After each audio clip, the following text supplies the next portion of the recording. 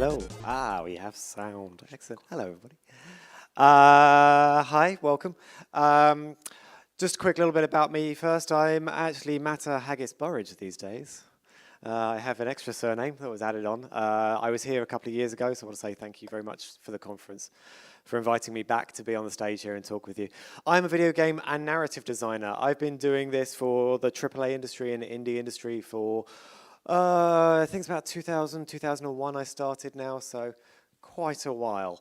AAA, if you're not familiar with the term, it tends to mean it has high quality, otherwise often known as expensive, art, animation, and audio. That's where AAA comes from, if you didn't know that.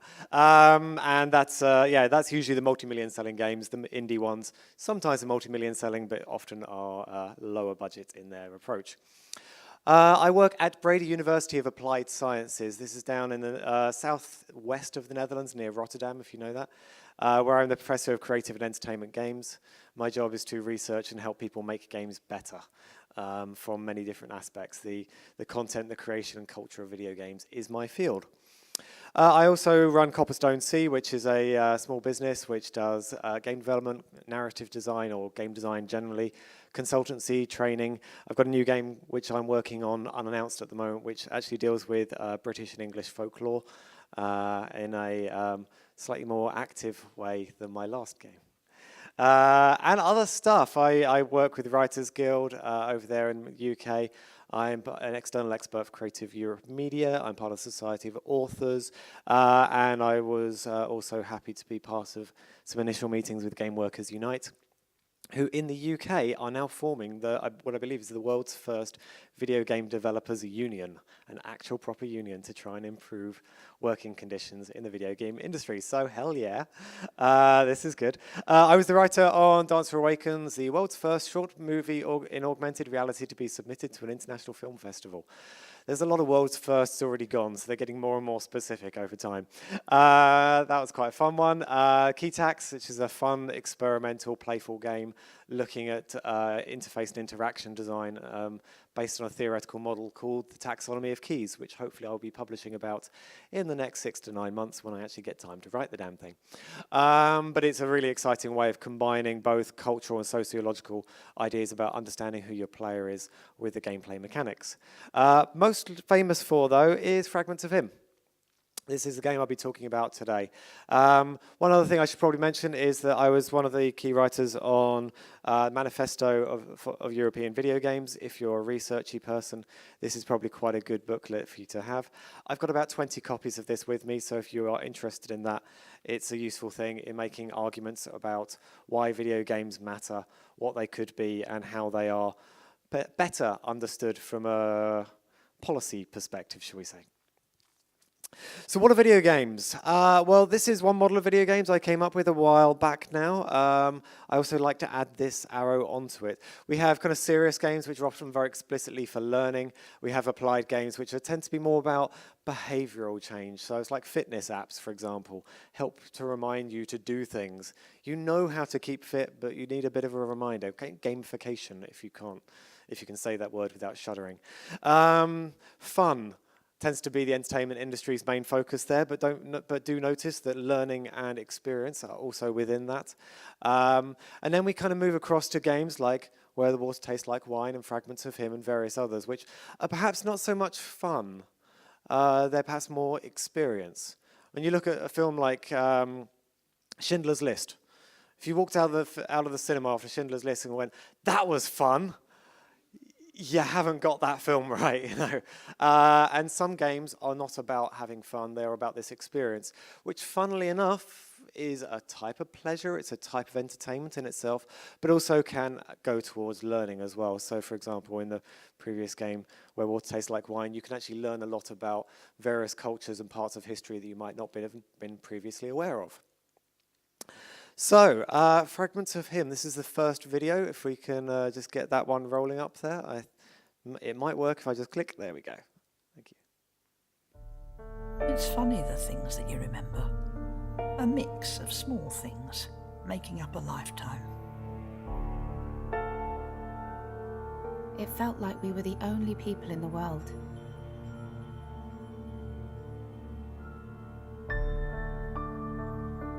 How are we supposed to go on? People talk about getting closure, but his story was only half written.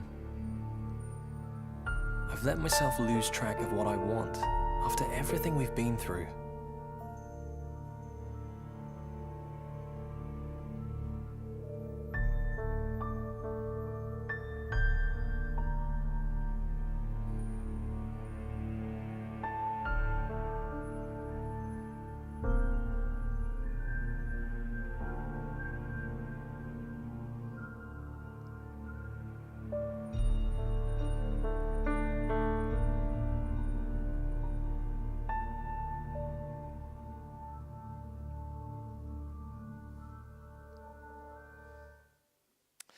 So that's Fragments of Him. Thank you to all the people who supported funding and the creation of this, creativeindustries.nl and stuff like that. Let's skip to the next one. Can we also play this one? This is just a quick demo of what this game does. It's a very, very simple game to play. So we're just getting the mouse across. If you could play that one, please. So you see an object. Oh, it's a little bit too far away. Let's move a little bit closer to it. There we go. You click on it. And I need to take the time to look at what's right in front of me. character appears, character says a thing, character disappears, you find the next highlighted thing, and on you go.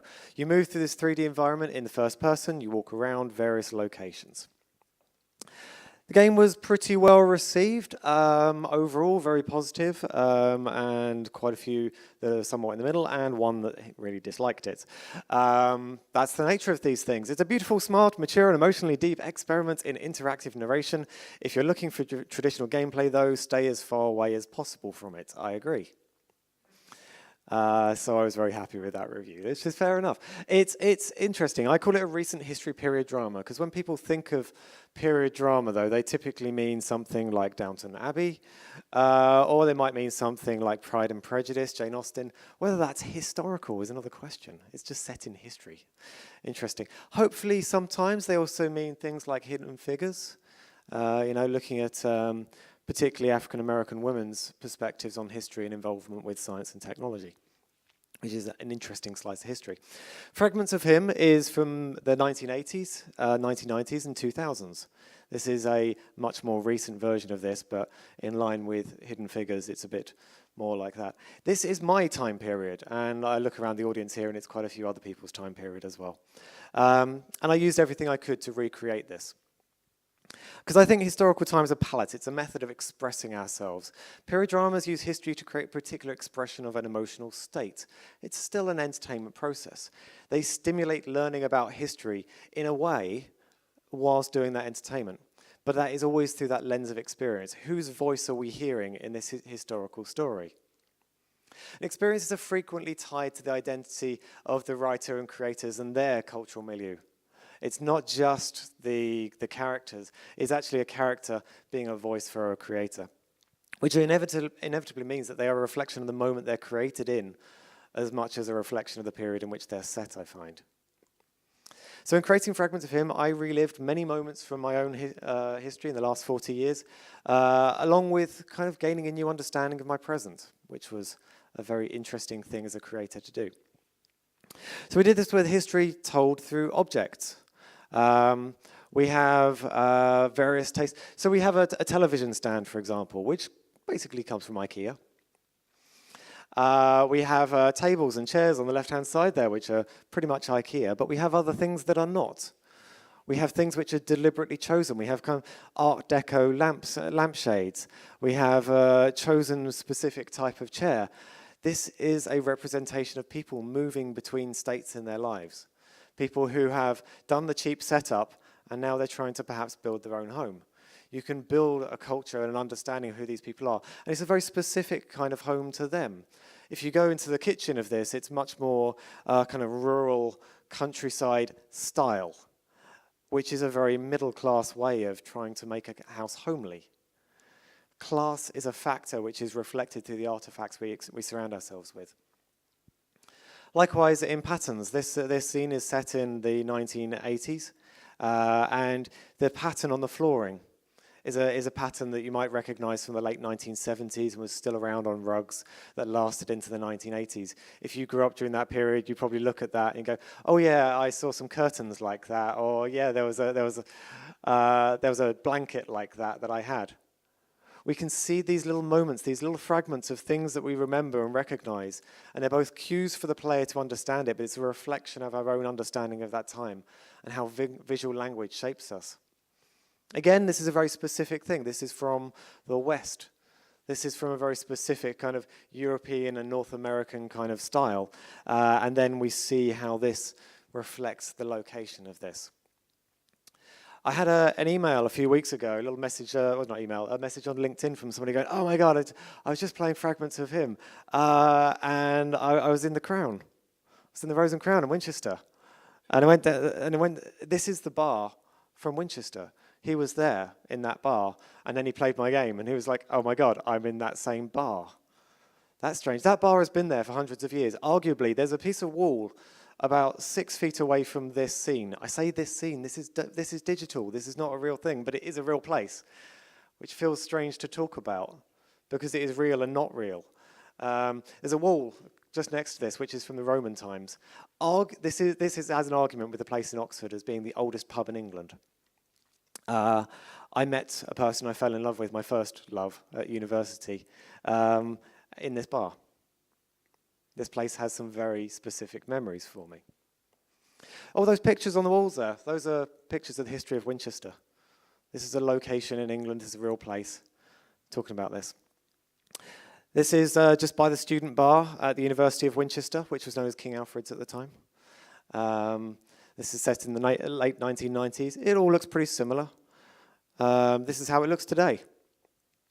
So if you see on the left-hand side here, these little steps down there, you can see those over there on top right there. That's the same steps.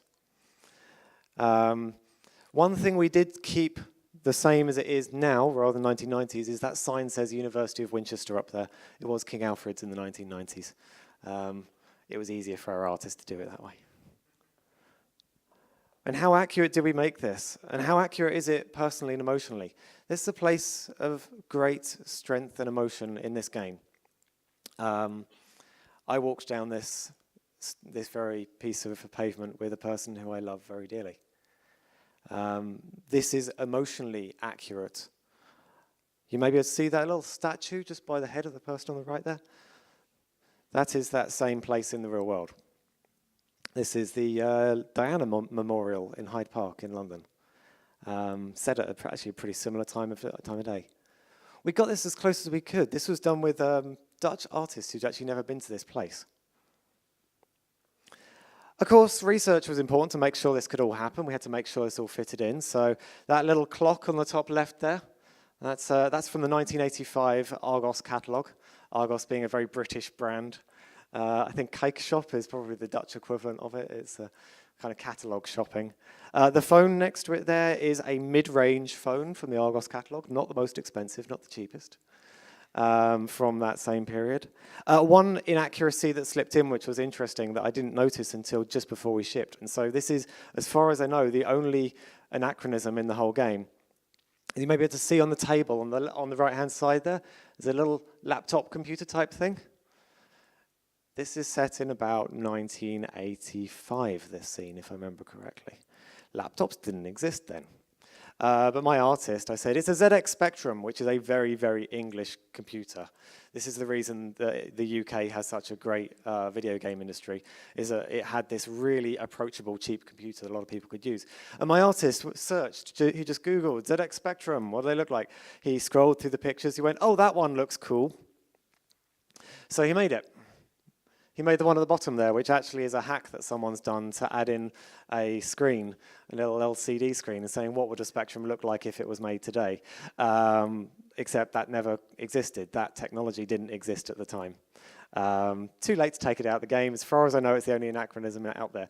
But it's interesting, when you work with people who are from a different generation, trying to recreate that time. Google is your friend. That's how I found the Argos Catalog. But Google can also be your enemy. It's interesting. We also try to make sure that audio is as appropriate as possible, so when you're out there at night, you can hear cicadas chirping and trying to make it feel like nighttime, except this was done by somebody who had not actually been in the UK in nighttime, where there are no cicadas, because those mostly live in the tropics. So I researched nighttime insects, we got the sound right. And this happened again and again, like the lift doors sounded too cheap. They lived in flats in Knightsbridge. Knightsbridge are expensive. Those flats on those lift doors make a deeper, heavier sound and rumble when they move. This kind of accuracy was what we aimed for. We tried to get everything to sound as right as we could make it. And I think these are a self-portrait in a way. Whenever we create, we do this through the lens of ourselves. The story Fragments of Him is my story. Sassy Bots, the creators of this game who I collaborated with, they trusted me with every detail of bringing it to life. And it's extremely personal. That painting on the left there, that painting is by Tino's grandfather. Tino is the lead artist on the game. The photograph next to it was taken by myself in 1997. The photograph across the wall is taken by a person who I love dearly. In deliberate and non-deliberate ways, it is a portrait of me, it's a portrait of society, particularly during the 1990s and the 2000s. It represents many aspects of coming out as bisexual in the late 1990s, both good and bad. I got some people who disliked this game from queer communities, going, how dare you put these bad things in there? And there's a very strong conservative voice arguing against this. It's like that was what it was like coming out in the 1990s. This is real, and we don't always like what was real. What's real doesn't always match what we'd like it to be, but it's important to remember the struggles we came through to get to the places we are now. And of course, it reflects my whiteness, my gender ambiguity, my middle-class background. All of these things naturally go in there. It reflects my losses. I have lost people suddenly. And my love for friends, family, and partners. This helped me channel love. So when I started writing the game, I was in a complex place in my life, but I was falling in love too. And in the game, Will is getting ready to propose. I didn't know I was too. We started making Fragments of Him in 2013, and we released it in 2016. And in December 2015, 2/3 of the way through that process, my partner and I proposed to each other, and we got married in March this year, which is why I have an extra surname. Yay. It's funny how games help you process things. We're not alone in doing stuff like this. We have Firewatch, we have Her Story, we have Everybody's Gone to the Rapture, we have This War of Mine. These are all fictional retellings. We have Where Water Tastes Like Wine. We have all these fictional retellings of the past or recent past which help us shape and understand who we are now. Games reflect the history of their creators and their societies. They are artifacts. They're artifacts of now, and they're artifacts of the things that have come before. I deliberately chose the objects, the cultural references, the character language, the locations, sounds, and more to build the Englishness of this game. And I think creators also understand by creating. This is how I understood my own past. Making Fragments of Him taught me my history, and it also taught me how I love, which was something that perhaps I didn't understand fully before. It is a lens, it's a drama, it's a fiction, but it is also my truth. There's a part of my soul in this game, absolutely, and that's a part that I've shared with thousands of people. Games are evolving their presence of society as expressions of the past and of the present, and I think this conference is part of that. That's one of the reasons I wanted to come back here and speak again, because I think this is important, valuable work, which is setting out a foundation for the future of understanding what video games mean to us. This is just the beginning of this kind of work, and I think this is for researchers and creators. This is an important moment, and it's great that we're here talking about this. And on that note, I want to say thank you, enjoy the rest of the conference. Thank you, everybody.